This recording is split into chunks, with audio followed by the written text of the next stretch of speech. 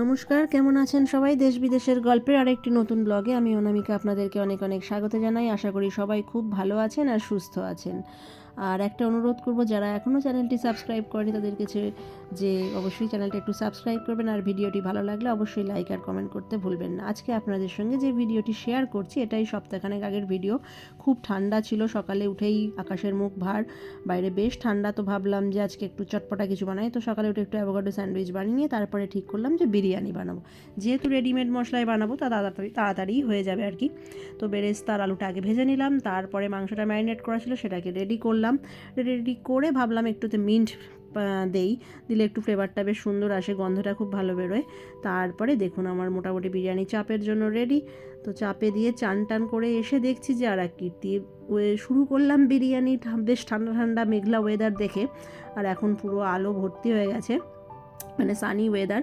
তো এখানে সাধারণত এরকম হয়, এই মেঘলা এই রোদ্দুর, তো এক চোখে হাসা আর এক চোখে কাঁদার মতন অবস্থা আর কি ওয়েদারের। যাই হোক, ওসব দেখে তো কাটালে হবে না, বিরিয়ানি এখন রেডি করতে হবে, পেট পুজো। তো সেই মতো সবাই আমরা লাঞ্চে বসে পড়লাম। গরম গরম ধোঁয়া ওরা বিরিয়ানি, সরি আপনাদেরকে দিতে পারলাম না। তো যাই হোক, আমাদের লাঞ্চ তো মোটামুটি বসে পড়েছি। শেষ করে বিকেলে রেস্ট নিয়ে উজ্জ্বল বলেছিল যে যদি বিরিয়ানি ভালো লাগে তো তোমার জন্য একটা গাছ কিনে দেবো, কারণ অনেক দিন ধরেই বলছিলাম যে একটু গাছ বসাবো, কিন্তু এত ঠান্ডায় গাছ আনলে বাঁচানো যাবে কি না সেই জন্য আনছিল না। তো যাই হোক, উজানেরও আবদার ছিল, তো উজানও দেখে বেশ খুশি হয়ে গেল। তো এখন তার আবদার হচ্ছে গাছটাকে ঘরে নিয়ে গিয়ে রাখতে হবে। তো সেই মতো ঘরের উইন্ডো সিলে রাখলাম ঠিকই, কিন্তু হিটার চলছিল ঘরে, তাই আবার ভাবলাম গাছটাকে বাইরেই বার করে দিই। যাই হোক, এখন বাজছে রাত 8টা মতো। আমরা অলমোস্ট চলে এসেছি ডিনার টেবিলে, কারণ আজকে ওই 8:30 15টা থেকে স্নোফলের ফোরকাস্ট ছিল, আর উজানকে প্রমিস করা হয়েছিল তাড়াতাড়ি করে খেয়ে নিলে ওকে আমরা বাইরে স্নোফল দেখতে নিয়ে যাবো। আসলে 2-1 দিন ধরে হচ্ছে, কিন্তু এই রাত্রে করে হয় বলে আর নিচে নামা হয় না। কিন্তু উজান আজকে খুবই নাছোড়বান্দা যে একটু নিয়ে যেতেই হবে, কারণ এবারে এসে এখনও পর্যন্ত স্নোফলে এনজয় করতে পারেনি। তাই রাতের ডিনার মোটামুটি কমপ্লিটের পথে আমাদের ছিল ফ্রেশ পিৎজা আর এই কিছু রেডিমেড আর কি গ্রিলড আইটেম সসেজ। যাই হোক, এসব ডিনার করে তো ঠিক একদম স্ট্যাটাস মিলেই গেল। 9:30 থেকে শুরু হলো স্নোফল, সবে শুরু হয়েছে, সারা রাত্রি হওয়ার ফোরকাস্ট ছিল। এমনভাবে হচ্ছে মানে কেরাচি মতন যে চোখে মুখে ঢুকে যাচ্ছে। যাই হোক, আমাদের বাড়ির সামনেটাতেই একটু উজানকে নিয়ে আসলাম আনন্দ করবো বলে। দেখুন উজানের লাফালাফি দেখে বুঝতেই পারবেন কতটা মজা। আমাদেরও ভালো লাগছিলো, স্বাভাবিক, স্নোফল সবাইয়েরই ভালো লাগে, আর এরকমভাবে বাড়ির সামনে পেলে তো আরও ভালোই। যাই হোক, যদিও হচ্ছে কিছুদিন, 2-1 দিন হয়েছে, যেহেতু এটা রিডিংটা একটু সাউদার্ন ঘেঁষা কান্ট্রি ইংল্যান্ডের, তো খুব কমই হয়, মানে খুব ওয়েদার সিচুয়েশান আর কি, মানে মানে টপে না গেলে সাধারণত হয় না।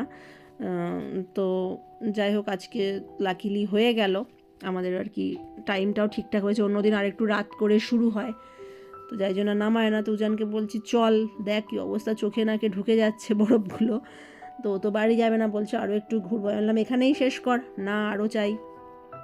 তো যাই হোক, কিছুক্ষণ আবার ওর জন্য দাঁড়ানো হলো। এই দেখুন জ্যাকেট তো পুরো ভিজেই যাচ্ছে অলরেডি, কারণ বরফগুলো পড়ছে। আর এই দেখুন এই গাড়িটার ওপরে হাত পড়ে, যেহেতু গাড়িটার মধ্যে এর মধ্যেই কতটা জমে গেছে। সবে আমরা নিচে এসেছি হয়তো 0.5 ঘন্টা মতন হয়েছে, তার মধ্যেই এতটা কভার আপ হয়ে গেছে।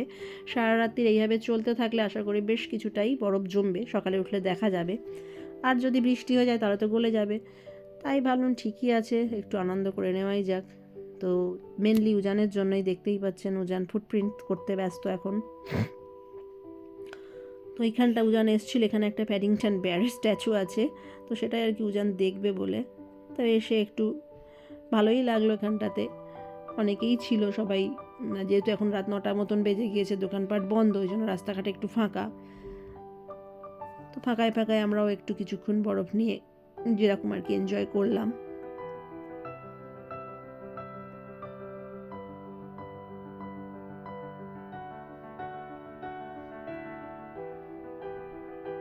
উজানের নাচ দেখে তো বোঝাই যাচ্ছে উজান কতটা মজা পেয়েছে। আর এই হলো উজানের প্যাডিংটন বেয়ার।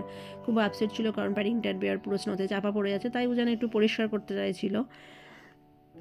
ওই দেখুন ওর ব্রেডের ওপরে স্নো পড়েছে, নিজের হাত জ্বলে যাচ্ছে, কিন্তু তাও বাড়ি যাবে না। যাই হোক, প্যাডিংটন বেয়ারটি আর দেখে আমরা এলাম চল অনেক হয়েছে আর না, সোজা বাড়ির দিকে। তো হাঁটতে হাঁটতে যাচ্ছি।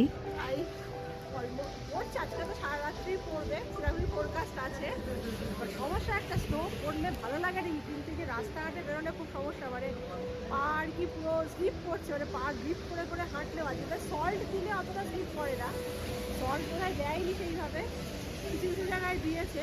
তা দেখতে মানে হাঁটছি আমরা, প্রচণ্ড পা টিপে টিপে হাঁটছি। তো এর আগে আমরা যখন ম্যানচেস্টারে ছিলাম এরকম একবার স্নোই ডেতে আর কি এত চিল্ড আর আইসড হয়ে গিয়েছিলো ফ্লোরগুলো, যে আমি পড়েও গিয়েছিলাম। যাই হোক, আজকের ভিডিওটা এখানেই শেষ করব। আশা করি ভালো লাগলো, ছোট্ট একটা শর্ট ভিডিও ছিল। তো কেমন লাগলো অবশ্যই কমেন্ট করে জানাতে ভুলবেন না, আপনাদের সাপোর্ট একান্তভাবে কাম্য।